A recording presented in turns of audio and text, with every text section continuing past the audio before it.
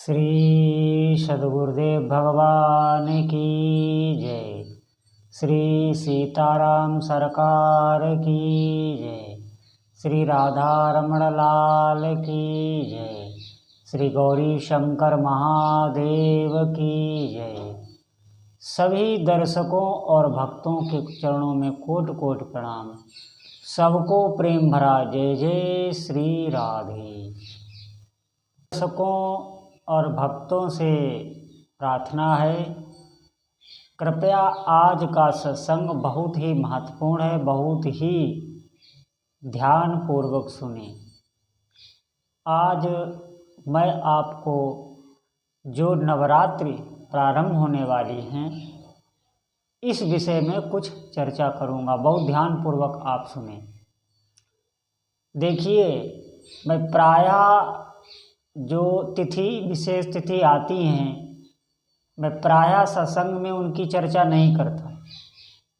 इसका कारण सिर्फ एक ही है कि मैं चाहता हूँ कि आप लोग एक साधना में लगे। जो भी आपके उपास्य देव हैं, किसी एक ही साधना को पकड़ें, एक ही इष्ट देव को पकड़ें, उनका नाम पकड़ें, उनका मंत्र पकड़ें और उसको फिर कुछ दीर्घ समय तक उसका आप सेवन करें, उसको जपें, तो आपकी साधना फिर परिपक्व होने लगती है। फिर आगे का मार्ग आपका खुल जाता है, विश्वास करें आप। इसीलिए मैं ये जो विशेष पर्व आते हैं इनके बारे में नहीं बताता। इसका मुख्य कारण यही है, आप बात को समझें। देखिए, आपको अपना जीवन एक साधक का जीवन जीना है। अभी तक जो हम करके आए हैं उस पर आपको ध्यान नहीं देना है। आपने इससे पूर्व में क्या किया है उसकी तरफ भगवान नहीं देखते। आप आज से जुड़े हैं, आपने आज से सत्संग सुनना आरंभ किया है, आज से अगर आपने संकल्प लिया है भजन करने का, तो निश्चित मानिए भगवान आपके पूर्व पाप को नहीं देखेंगे। ये आप ध्यान रखें। इसीलिए मैं आपको अब जैसे ये नवरात्र आ रहे हैं, ये माता के बहुत ही साधना के पवित्र दिन है। और माता के ही नहीं, ये सभी जो भी आपके इष्ट देव हैं उनकी साधना आप इसमें विशेष रूप से कर सकते हैं। और भी जो पर्व आते हैं उनके बारे में मैं इसलिए ही नहीं बताता हूँ कि देखिए, आप एक मार्ग पर चलें। जो भी आपके इष्ट देव हैं उन्हीं इष्ट देव का आप नाम जपें, उन्हीं का मंत्र जपें। मैं ये नहीं कह रहा हूँ आप और इष्ट देव की सेवा ना करें, आप सबकी सेवा कर सकते हैं, लेकिन हृदय में आप एक ही इष्ट देव का नाम और मंत्र धारण करें। क्योंकि रटना आपको एक ही नाम है, एक ही मंत्र, उसी को आप बार बार उसकी आवृत्ति बार बार उसको रटें। तो नवरात्र में आपको सब कुछ करना है, जो भी आप कर रहे हैं, करते आए हैं, आपको वही करना है। अगर आप व्रत रहते हैं तो आपको व्रत रहना है। देखो, व्रत रहने का आप आज से समझ लें, व्रत रहना इसलिए रखा गया है कि उस दिन आप बहुत अल्प आहार लें। जब आप अल्प आहार लेते हैं तो हृदय एकदम शांत रहता है, इंद्रियां भी शांत रहती हैं और भजन में मन लगेगा। भजन क्या? नाम सुमिरन या मंत्र सुमिरन, यही भजन। इसमें आपका मन लगेगा, आप बैठ पाएंगे। अगर आप ज़्यादा आहार लिए होंगे तो आप कैसे बैठ पाएंगे? कैसे आप माता का या प्रभु श्री राम का, श्री कृष्ण का, शिव जी का, जो भी आपके इष्ट देव हैं, कैसे आप उनका ध्यान कर पाएंगे? इसीलिए ये व्रत का नियम है। तो जो भी साधक व्रत रहना चाहें वो व्रत रह सकते हैं। और आपको जो मुख्य दृष्टि है वो जाप पर ही रखना है। इन दिनों में आपको अधिक से अधिक जाप करना है। ये दिन श्रेष्ठ क्यों बताए गए हैं? क्योंकि ये साधना की सिद्धि के लिए बहुत ही महत्वपूर्ण दिन होते हैं। आप हमारी बात समझें इस बात को। साल में ये जो दो नवरात्र आते हैं, एक ये शारदीय नवरात्र और एक वो ग्रीष्म, ये दोनों, वैसे तो नवरात्र 4 हैं 4 नवरात्र साल में होते हैं। एक आषाढ़ में पड़ता है, एक माघ में पड़ता है, और एक ये शारदी, और एक ये उधर चैत्र में पड़ता है। ये 4, वो 2 आषाढ़ में और माघ में वो गुप्त नवरात्र होते हैं। और ये नवरात्र जो है ये प्रचलित है, शारदी और चैत्र, ये 2 नवरात्र। तो आप विशेष ध्यान रखें कि ये साधना के विशेष दिन होते हैं। देखिए, इस नवरात्र में आप दोनों नवरात्रों में देखना मौसम भी अनुकूल होता है, ना ज़्यादा सर्दी होगी ना ज़्यादा गर्मी होगी। आप चिंतन करें हर बात पर। ये नवरात्र जो होते हैं इसमें मौसम बहुत अनुकूल होता है। क्यों? क्योंकि आप अनुकूल मौसम में अच्छी प्रकार से बैठ के साधना कर सकते हैं, जाप कर सकते हैं, और एक मन प्रसन्न रहता है।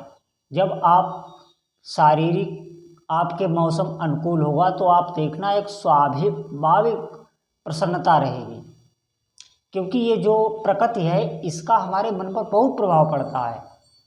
निश्चित मानिए, अभी बहुत ज़्यादा अगर प्रतिकूल मौसम हो जाए तो देखना आपका मन भी खिन्न हो जाएगा, विक्षिप्त हो जाएगा, क्योंकि इस प्रकृति का ही अंश ये तुम्हारा मन है। इसीलिए मैं बार बार कहता हूँ कि आप साधना में जाप पर विशेष ध्यान दें। इन शारदीय नवरात्र में आप दुर्गा सप्तशती का पाठ करें, संभव अगर हो तो आप दुर्गा सप्तशती का पाठ अवश्य करें। और नवरात्र के आखिर में आप कन्या भोज करें। कन्या भोज में आप ध्यान रखें, चारों वर्ण की कन्याओं का आप भोजन कराएं। ये बहुत विशेष फलदायी होता है। चारों वर्ण की कन्याएं होनी चाहिए, क्योंकि ब्राह्मण की कन्या होगी तो आपको ज्ञान, क्षत्रिय की कन्या होगी तो आप आरोग्यता पाएंगे, आपका बल बढ़ेगा, वैश्य की कन्या होगी तो धन लाभ, और शूद्र की कन्या होगी तो आपके अंदर सेवा का भाव बनेगा। सबसे कठिन सेवा भाव ही होता है। बात मानिए, ये आपको प्राप्त होगा। इससे बहुत जल्दी भगवान की प्राप्ति, अभीष्ट की सिद्धि होती है, जिसके अंदर सेवा भाव आ गया। इसलिए आपको चारों वर्ण की कन्याओं का भोज हो सके, संभव हो सके तो कराना है। इतना आपको नवरात्रि में करना है। बाकी आपको अधिक से अधिक, मेरा बस एक ही अभिप्राय रहता है, आपको अधिक से अधिक जाप करना है। आप जाप पर विशेष ध्यान दें, क्योंकि जाप से ही सब सिद्धियां आती हैं। माता के कई सारे मंत्र दुर्गा सप्तशती में दिए गए हैं। अगर आपको कुछ समझ में नहीं आ रहा है तो माता का आप बीजाक्षर जप सकते हैं। ओम दुम दुर्गाय नमः, ओम दुम दुर्गाय नमः, ओम दुम दुर्गाय नमः। ये पवित्र होके, आपको हाथ पैर धो के, पवित्र होके, वस्त्र बदल के और आसन पे बैठ के आपको ये जाप करना है। देखिए, अपवित्र अवस्था में मंत्र का जप नहीं किया जाता, पवित्र अवस्था में ही मंत्र का जप किया जाता है। इसीलिए मैं बार बार नाम बताता हूँ। आप भगवती के नामों का भी जाप कर सकते हैं। जैसे माता के कई सारे नाम हैं, उन नामों में कुछ नाम मैं आपको बताए दे रहा हूँ। जैसे जय माता की, जय माँ अम्बे, गौरी शंकर, जय जगत जननी माँ, जय माँ भवानी। इस प्रकार जो भी आपको नाम प्रिय लगे उस नाम का आप अधिक से अधिक जप कर सकते हैं।